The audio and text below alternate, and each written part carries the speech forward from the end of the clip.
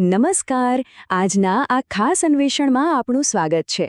આપણે હંમેશા પ્રકૃતિની મોટી મોટી વાતો કરીએ છીએ, પણ આજે આપણે એકદમ બેઝિક્સમાં ઉતરીને એવી દુનિયા જોવાના છીએ જે આપણી નજર સામે હોવા છતાં ગાયબ છે. એક ઉત્સાહી પ્રકૃતિ પ્રેમી તરીકે મને આ ટોપિક બહુ જ ગમે છે, તો ચાલો ફટાફટ શરૂ કરીએ. હવે એક જનરલ સવાલ છે. આપણે રોજ આજુબાજુ ઝાડ, પાન અને ઘાસ તો જોતા જ હોઈએ છે, પણ શું ક્યારેય એ વિચાર્યું છે કે આ બધાની વચ્ચે, પાંદડાની નીચે કે મૂળની આસપાસ એક આખું છુપાયેલું શહેર ધમધમી રહ્યું છે? આજના આપણા આ અન્વેષણમાં આપણે નેચર ડિટેક્ટિવ એટલે કે પ્રકૃતિના જાસૂસ બનવાનું છે.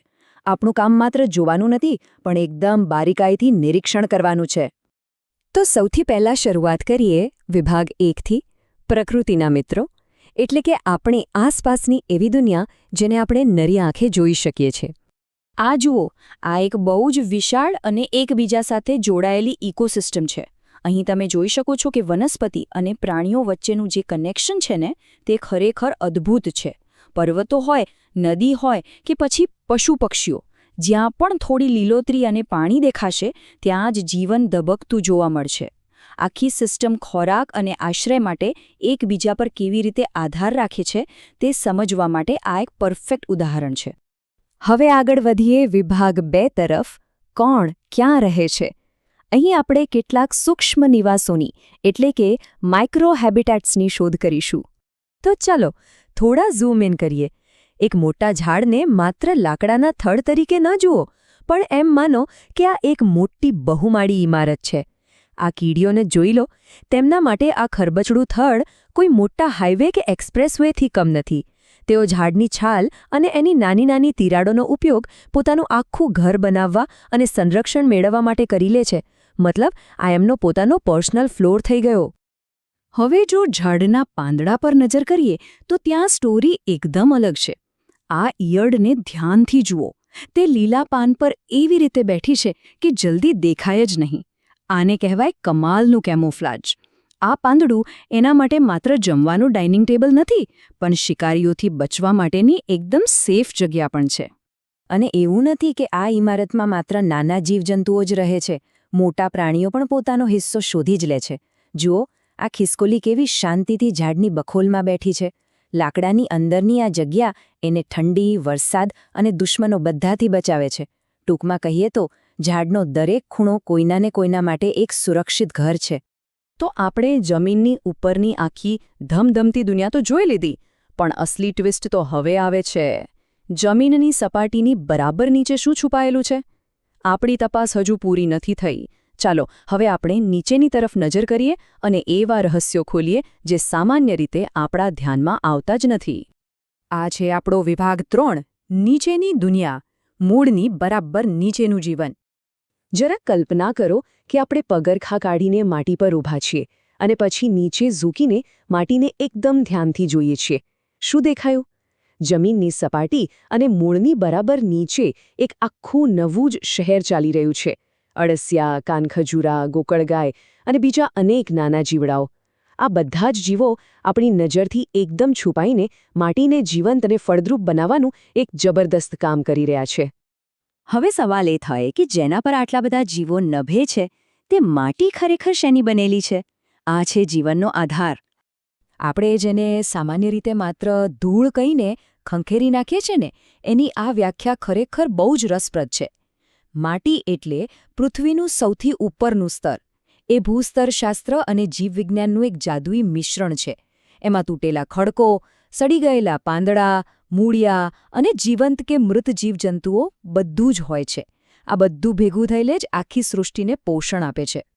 જો આપણે એક સાચા ડિટેક્ટિવની જેમ માટીને સમજવી હોય તો હાથમાં માટી લઈને અનુભવ કરવો પડે. ક્યારેક તે સાવ સૂકી હોય તો ક્યારેક ભીની અને ભેજવાળી. અડીએ તો ખરબચડી, લીસી, કઠણ કે દાણાદાર પણ લાગી શકે. અને હા, એની પેલી ખાસ સુગંધ, એ સુગંધ જ આપણને જણાવી દે છે કે એની અંદર કેટલું જીવન ધબકી રહ્યું છે.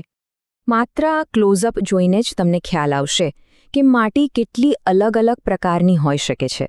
રંગ અને ટેક્સ્ચરમાં કેટલો મોટો ફેર છે. લાલ, કાળી, ભૂખરી કે પછી સાવ રેતાળ. આ રંગ અને દેખાવ એના પર જ આધાર રાખે છે કે એની અંદર કેટલા પાંદડા અને કેવા પ્રકારના જીવજંતુઓ ભળેલા છે. હવે એક બહુ જ ઇન્ટરેસ્ટિંગ સરખામણી કરીએ. આપણે બે અલગ જગ્યાની માટી લઈએ. એક છે છોડના મૂળની બરાબર બાજુની માટી અને બીજી છે કોઈ સૂકા વનસ્પતિ વગરના બંજર વિસ્તારની માટી. મૂળની નજીકની માટી હંમેશા વધુ ભેજવાળી, ઘેરા રંગની અને સૂક્ષ્મ જીવોથી ભરેલી હશે, જ્યારે પેલી સૂકી માટી એકદમ અલગ અને કદાચ સાવ નિર્જીવ જેવી લાગશે. તફાવત એકદમ સ્પષ્ટ છે, ખરું ને? આપણે અત્યાર સુધી જે જોયું તે એક સામાન્ય દિવસની વાત થઈ, પણ પ્રકૃતિમાં સૌથી મોટો જાદુ ત્યારે થાય છે જ્યારે ઋતુઓ અચાનક બદલાય છે. તમને શું લાગે છે, જ્યારે વાતાવરણમાં મોટો પલટો આવે ત્યારે આ છુપાયેલી દુનિયામાં કેવો જબરજસ્ત ફેરફાર થતો હશે? અહીંથી શરૂ થાય છે આપણો છેલ્લો અને સૌથી રોમાંચક ભાગ, વિભાગ 4, ચોમાસાનો જાદુ અને પ્રકૃતિમાં અચાનક ખીલતું જીવન. ચોમાસું એ માત્ર વરસાદ નથી, એ એક એવું જાદુઈ બળ છે જે માટીમાં સૂતેલી આખી દુનિયાને જગાડી દે છે. વરસાદના પહેલા છાંટા પડે, પેલી ભીની માટીની સુગંધ આવે અને અચાનક જ ચારે બાજુ લીલુંછમ ઘાસ, નાના છોડ અને અસંખ્ય જીવજંતુઓ દેખાવા લાગે છે. હવે વિચારો, આ બધું ક્યાંથી આવ્યું? આસમાનમાંથી? ના, આ બધા જ જીવો અને બીજ માટીની અંદર જ શાંતિથી વરસાદની રાહ જોઈ રહ્યા હતા. આવા સમયે આપણે પણ આ બધું નોંધી શકીએ. આપણે આપણા નિરીક્ષણોને એક સાયન્ટિફિક લોગબુકમાં કેવી રીતે લખી શકીએ તે જુઓ. કયું પ્રાણી શું કરી રહ્યું છે, તે ક્યાં છે અને તે કેવું દેખાય છે. જેમ કે ઘાસમાં કૂદતું એક નાનકડું જંતુ, પાંદડા પર આરામ કરતું પતંગિયું કે મૂળની નજીક માટી ખોદતું લાંબુ અળસિયું. બસ આ રીતે નોંધ રાખીને આપણે પ્રકૃતિના ખરા અભ્યાસુ બની શકીએ છીએ. તો અંતે એક બહુ જ સરસ વિચાર સાથે પૂરું કરીએ. આજે આપણે એ જાણ્યું કે ઝાડના એક પાંદડા પર, તેની છાલ પર અને જમીનની અંદર લાખો જીવોનું અસ્તિત્વ છે. હવે જ્યારે પણ આપણે બહાર ફરવા જઈશું ત્યારે શું આપણી નજર માત્ર એ મોટા ઝાડ પર જ રહેશે કે પછી આપણે તે નાના, છુપાયેલા શહેરોને પણ શોધવાનો પ્રયત્ન કરીશું? મને ખાતરી છે કે આજના આ અન્વેષણ પછી પ્રકૃતિને જોવાનો આપણો દૃષ્ટિકોણ ચોક્કસ બદલાઈ જશે. આજના આ સેશનમાં જોડાવા બદલ આપનો ખૂબ ખૂબ આભાર.